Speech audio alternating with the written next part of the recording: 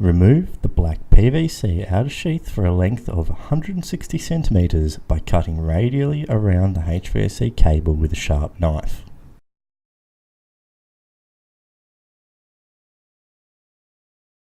The lengthwise cut is completed with a knife. Do not damage the black insulation under the copper tape as well as the first 3 centimeters of the copper tape against the outer sheath.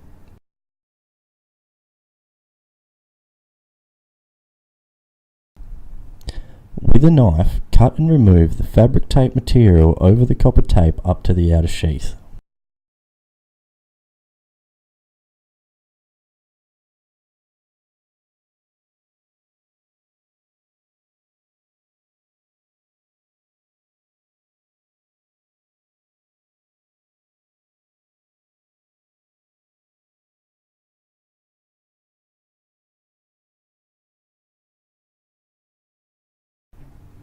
Measure and mark with a pen the outer copper screen tape at 3 centimeters along from the end of the outer sheath.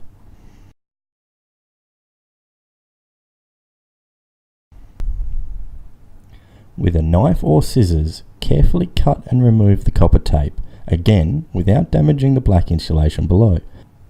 If using a knife, carefully score the tape without cutting through it and use this score line to tear the tape along the line.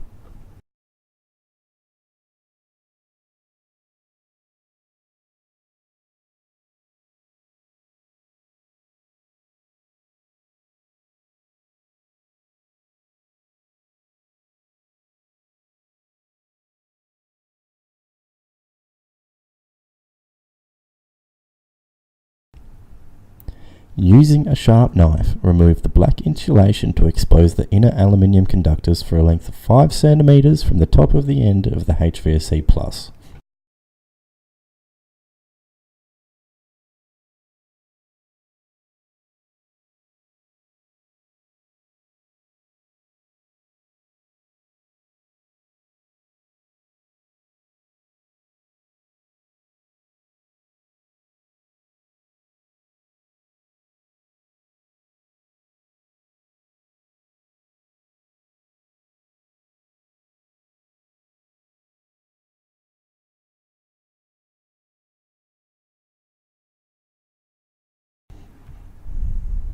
Also remove the black fabric material lining over the aluminium conductors. Be careful not to damage the conductor strands during this process. There are many valid ways of removing this layer, but it is very important that the aluminium conductor strands are not scored or damaged in any way, as this will decrease their strength and may lead to breakage when bending them for insertion into the crimp lug. Remove at least 3 centimeters of the black inner filler core under the inner aluminium conductors by carefully bending back the conductors to expose the filler core. Then cut and remove the core with a knife.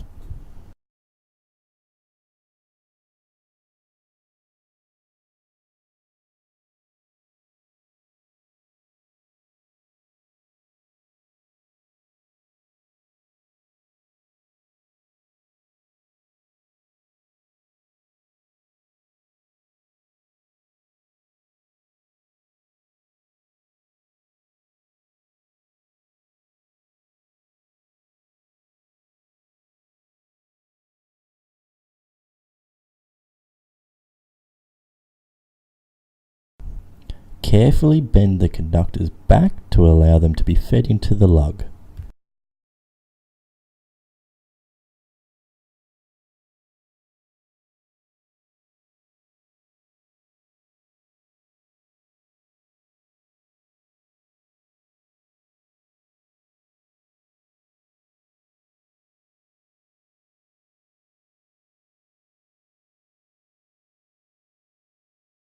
Straighten the cable back to the black outer sheath as much as possible.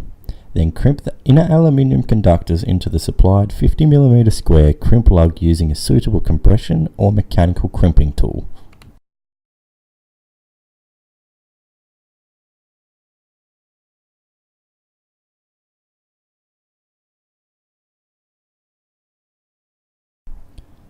connect the crimp lug to the Storemaster or Guardian Cat mast base assembly using the bolt and washers as supplied with the assembly.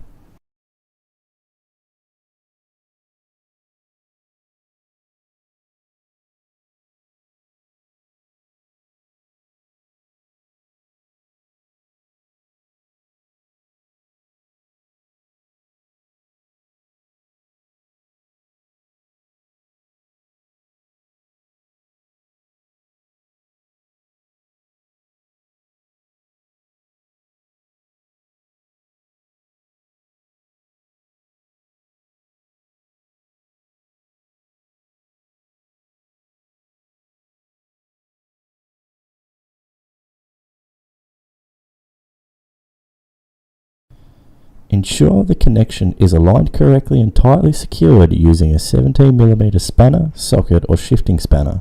Note the orientation of the lug on the lower finial connector once connected. Using the semiconductive tape provided, starting 2 cm in front of the end of the outer copper screen tape or 5 cm in front of the black outer sheath. Stretch and wrap the semiconductive tape back over the copper tape and 3 cm over the black outer sheath with 50% overlap, securing the outer copper screen tape in place.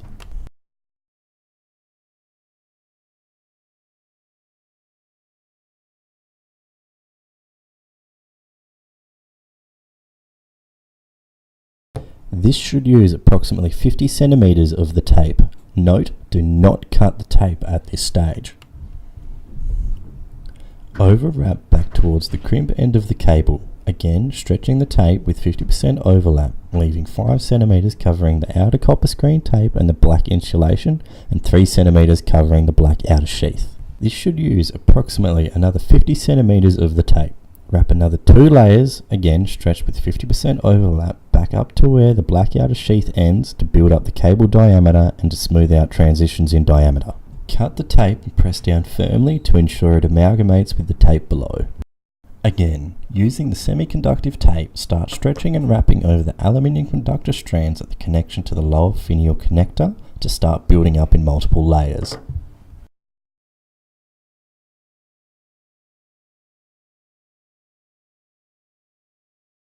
Continue wrapping the tape over the area shown to cover the last 3 cm of the black insulation, over the lower finial connector, and up to the black plastic section of the mast butt assembly in multiple layers, completely covering the crimp and achieving as smooth and level a surface as possible, removing all sharp edges.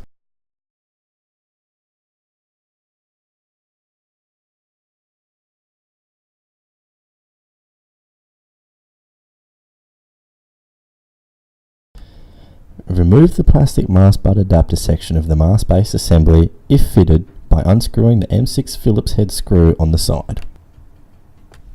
Straighten the cable as much as possible, then carefully slip the first 1.2 meter length of heat shrink over the cable until the end of the heat shrink tube covers and overlaps the semiconductive tape over the black outer sheath by at least 3 cm. Using a gas torch or a heat gun, carefully shrink the lower end of the heat shrink into the correct position and gradually work up towards the top of the heat shrink, ensuring that there are no pockets of air trapped under the heat shrink. Ensure that the heat gun or gas torch is not pointed in the same area for too long, as this will burn the heat shrink. Also be careful around the ends of the tube, as too much heat will damage the black PVC outer sheath, semiconductive tape and black XLPE insulation. Place the second 600mm heat shrink tube into place over the cable, again ensuring that the semiconductive tape is not damaged, overlapping the previous heat shrink tube by approximately 6 cm.